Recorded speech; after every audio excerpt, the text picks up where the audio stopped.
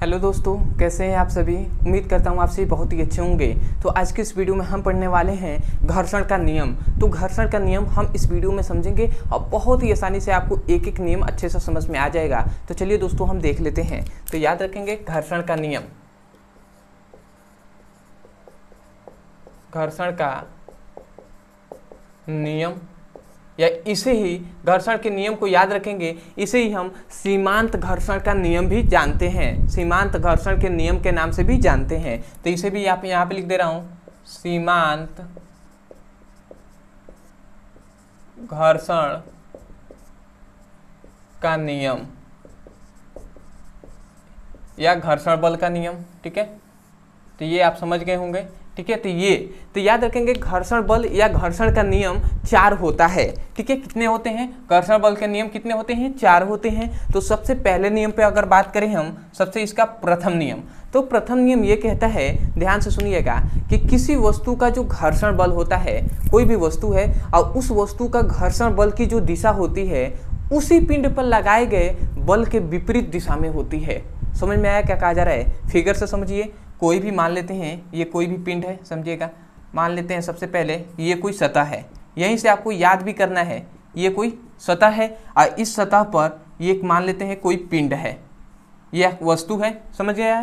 और ये जो वस्तु है, इस वस्तु पर कहा जा रहा है कि जो ये बल की इस पर हम इस दिशा में बल लगा रहे हैं, इस दिशा में बल लगा रहे हैं, तो जस्ट इसके विपरीत दिशा में, इसके विपरीत दिशा में क्या लगेगा? जो घर्षण बल होगा वो होगा। यही कहा जा रहा है कि कोई भी पिंड है, किसी पिंडों के जो घर्षण बल, ये क्या है? घर्षण बल की दिशा है, ये घर्षण बल है और ये क्या है? बल है कि पिंड पर किस दिशा में बल लगाया जा रहा है। तो यही कहा जा रहा है कि कोई भी पिंड है, ये कोई पिंड है, तो यही कहा जा रहा है कि किसी पिंडों के घर्षण बल की दिशा, किसी पिंडों के घर्षण बल की दिशा उसी पिंड पर लगाए गए बल के विपरीत दिशा में होता है। बल तो इधर लग रहा है परंतु इसकी घर्षण की दिशा किस प्रकार है? इसके विपरीत दिशा में है ना। तो यही से कहा जा रहा है कि किसी पिंडों के घर्षण बल की दिशा उसी पिंड पर लगाए गए बल के विपरीत दिशा में होता है। समझ में आया? तो यहाँ से आपको याद करना है। तो मैं एक बार और बोल रहा हूँ, आप डेफिनेशन को लिखिएगा, जो नियम है इसे लिखिए। क्या कहा जा रहा है? किसी पिंड पर लगाए गए, किसी पिंडों के घर्षण बल की दिशा, क्या लिखेंगे? किसी पिंडों के घर्षण बल की दिशा उस पिंड पर लगाए गए बल के विपरीत दिशा में होता है। तो आशा करते हैं दोस्तों आपको यहाँ से समझ में आ गया होगा। तो मैं पहले नियम को लिख दे रहा हूँ। लिखेंगे क्या? कि किसी पिंडों के घर्षण बल या घर्षण की दिशा उस पिंड पर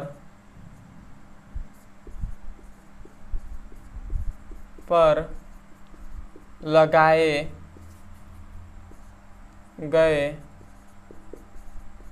बल के विपरीत दिशा में होता है। ठीक है, तो ये पहला नियम है। क्या कहा जा रहा है? किसी पिंडों के घर्षण बल की जो दिशा होगी, किसी पिंडों के घर्षण बल की दिशा उसी पिंड पर लगाए गए बल के विपरीत दिशा में होगी। यहाँ से आपको याद रखना है, किसी पिंडों के घर्षण बल की दिशा उस पिंड पर लगाए गए बल के विपरीत दिशा में होती है। तो आशा करते हैं आपको समझ में आ गया होगा। अब आते हैं हम दूसरे टॉपिक पे, दूसरे इसका नियम। तो दूसरा नियम क्या है? तो याद रखेंगे दोस्तों दूसरा नियम। अब आते हैं इसके हम दूसरे नियम पे।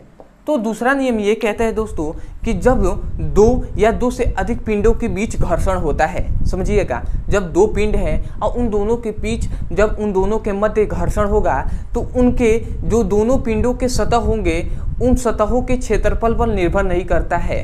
समझ में आया क्या कहा जा रहा है? जब दो पिंडों के बीच घर्षण होता है तो उन दोनों पिंडों के सतहों के क्षेत्रफल पर निर्भर नहीं करता है। कौन? घर्षण बल। समझ में आया? देखिए कहा यह जा रहा है कि कोई भी पिंड है, पहले मैं नियम को लिख दे रहा हूं।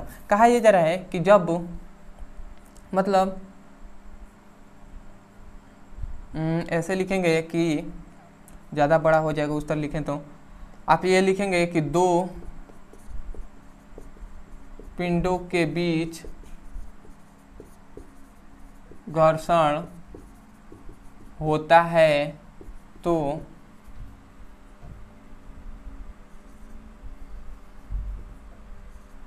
दोनों पिंडों के सतह के क्षेत्रफल पर निर्भर नहीं करता है।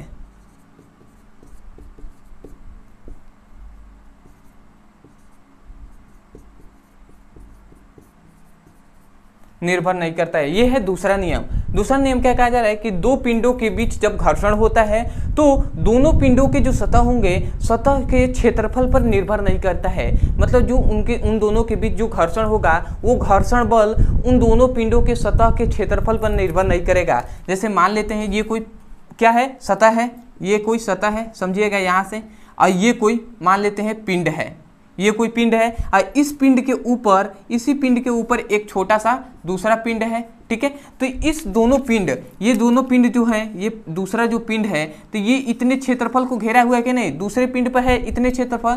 तो ये कहा जा रहा है कि जो घर्षण बल इन दोनों के बीच जो घर्षण बल होगा, इन दोनों के बीच जो घर्षण होगा, समझिएगा, इन दोनों के बीच जो घर्षण बल होगा, ठीक है, वो इन दोनों पिंडों के बीच जो ये क्षेत्रफल घिरा हुआ है, जितने पे ये क्षेत्र पे रोका हुआ है, उस पर निर्भर नहीं करता है। मतलब ये कितने दूरी तक इस पर रखा हुआ है, या कितना बड़ा है, इतना बड़ा है, कितना छोटा है, कि कितने दूरी पर, मतलब इसको कितने देर में घेरा हुआ है, कितने दूरी तक घेरा हुआ है, उसके क्षेत्रफल पर निर्भर नहीं करता कि ये कितने क्षेत्रफल तक इसे घेरा हुआ है, कितने क्षेत्रफल में ये खड़ा है, या कम पे भी हो सकता है, बड़ा पे भी हो सकता है, ठीक है। तो मतलब उसके क्षेत्रफल पर निर्भर नहीं करता है कौन, घर्षण बल।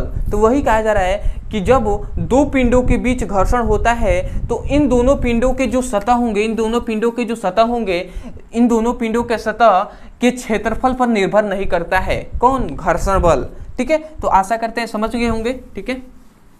अब आते हैं हम तीसरे पॉइंट पे, ठीक है। तीसरे पॉइंट से आपको ये दूसरा पॉइंट भी अच्छे से समझ में आ जाएगा। तीसरा ये कहता है कि जब दो पिंडों के बीच घर्षण होता है तो उन दोनों पिंडों के जो सतह होंगे ना, सतह के प्रकृति पे निर्भर करता है, प्रकृति पे निर्भर करता है कि वो सतह कैसे हैं। तो मैं लिख दे रहा हूं सबसे पहले कि जब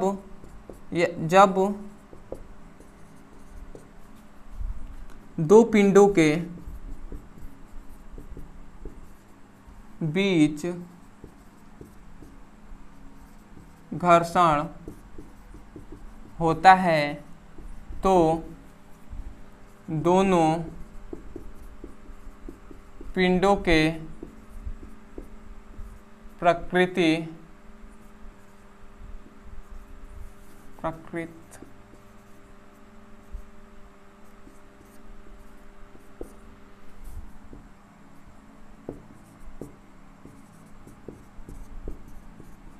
निर्भर करता है, ठीक है। तो यही कहा जा रहा है कि जब दो पिंडों के बीच घर्षण होगा तो वो दोनों पिंडों के सतह, दोनों पिंडों के सतह की प्रकृति पर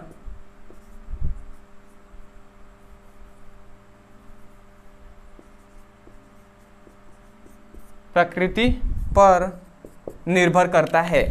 यहाँ पे क्या कहा जा रहा है, जब दो पिंडों के बीच घर्षण होगा तो उन दोनों पिंडों के जो सतह होंगे उनकी प्रकृति पर निर्भर करेगा। मतलब कहने का मतलब है कि दोनों पिंड जब घर्षण होगा तो उन दोनों पिंडों के जो सतह होंगे वो कैसे हैं, खुरदरे हैं, प्लेन है, उन पर निर्भर करेगा कौन, घर्षण बल।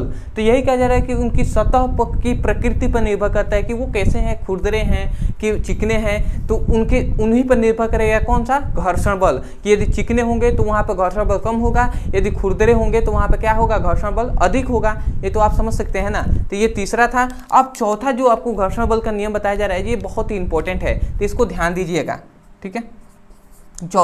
चौथा ये कहा जाता है, सिंपल वे में इसका हम थोड़ा सा फिगर से आपको बताएं, ठीक है।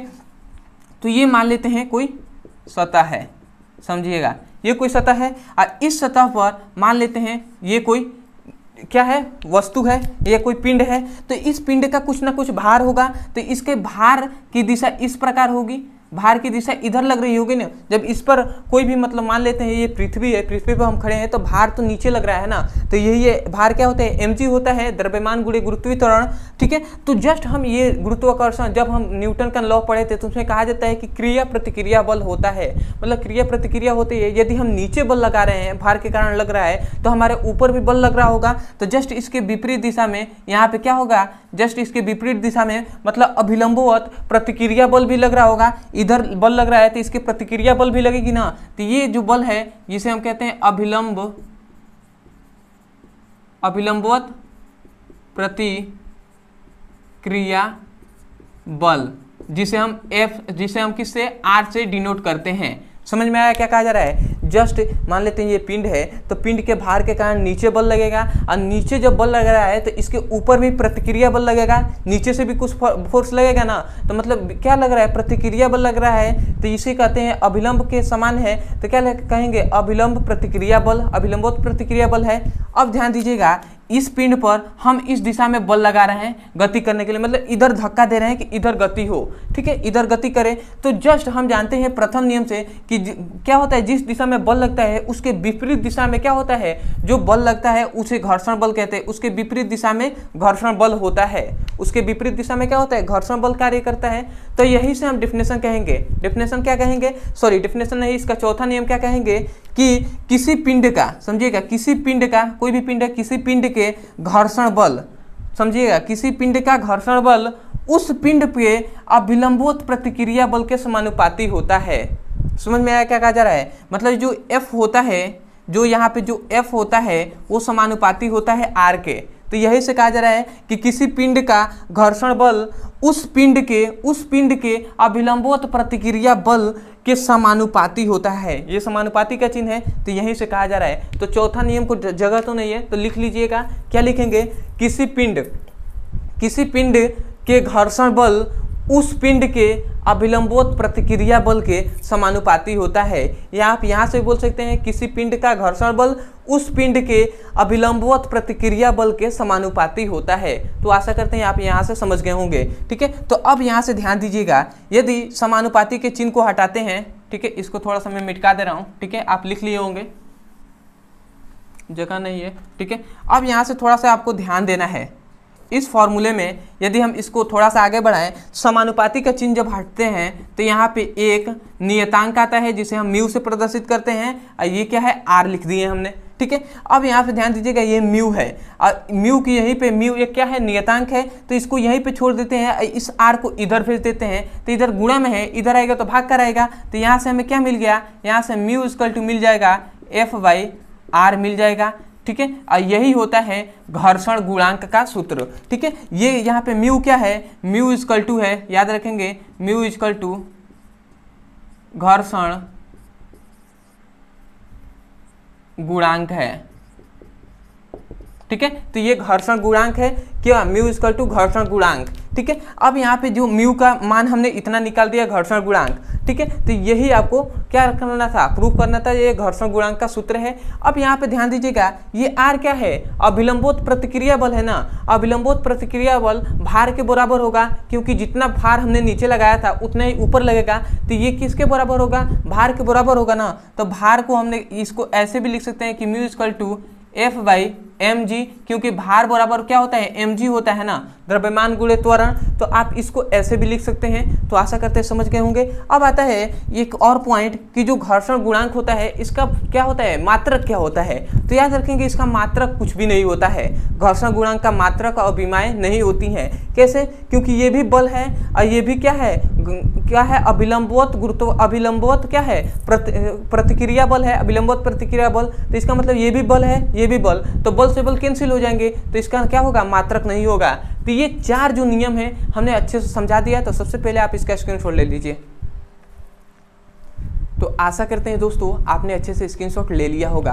तो मैं यही कहूँगा दोस्तों कि आपको वीडियो कैसा लगा हमें कमेंट सेक्शन में ज़रूर बताइएगा। और मैं आपसे एक रिक्वेस्ट करता हूँ कि यदि आप क्लास 12th का फिजिक्स हो, केमिस्ट्री हो, या क्लास 11th का फिजिक्स हो, केमिस्ट्री हो, यदि आप सीरियसली पढ़ाई करना चाहते हैं तो इस वीडियो के डिस्क्रिप्शन में लिंक दिया जाएगा क्लास 11th के लिए फिजिक्स और केमिस्ट्री का, और उस लिंक पर क्लिक करके आप चैप्टर वाइज सीक्वेंस में एक एक करके वीडियो को पढ़ सकते हैं और अपने सुंदर से नोट्स बना सकते हैं। अदरवाइज यदि आपको जो स्कूल है या कोचिंग में कोई भी टॉपिक समझ में नहीं आता है, कोई भी टॉपिक, तो उस टॉपिक का नाम लिखिए यूट्यूब पर और अंत में हमारे चैनल का नाम लिख दीजिए। वीडियो वहाँ से मिल जाएंगे, आप वहाँ से जाकर अच्छे से पढ़ाई कर सकते हैं और अपने सुंदर से नोट्स बना सकते हैं। और मैं एक और बात बताना चाहूँगा कि बहुत से स्टूडेंट ऐसे भी हैं जो क्लास में जो क्या करते हैं, वीडियो को देखते भी हैं और उनको पसंद भी आता है, उनको समझ में भी आता है, एक एक टॉपिक जो सीखने आते हैं उनको सीख भी लेते हैं, परंतु वो पता नहीं क्या होता है कि वो चैनल को सब्सक्राइब नहीं करते हैं और कमेंट सेक्शन में हमें बताते भी नहीं है कि हाँ वीडियो कैसा लगा।